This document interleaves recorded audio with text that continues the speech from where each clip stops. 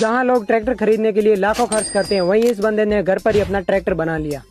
ये क्या बक रहे हो माँ? इसने अपनी 20 साल पुरानी गाड़ी को ट्रैक्टर में बदल दिया, वो भी नॉर्मल नहीं, 4x4 ट्रैक्टर।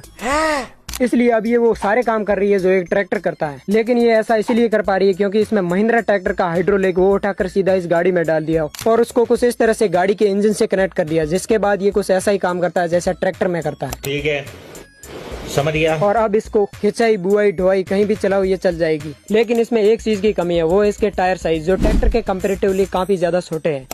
सह लेंगे थोड़ा सा। लेकिन बात फिर भी वही है, ट्रैक्टर तो ट्रैक्टर ही है और गाड़ी गाड़ी ही है। अच्छा, लेकिन ये जुगाड़ वाकई में शानदार था। आपको कैसा लगा नीचे कमेंट करके जरूर बताना और सब्सक्राइब तो अभी कर लेना।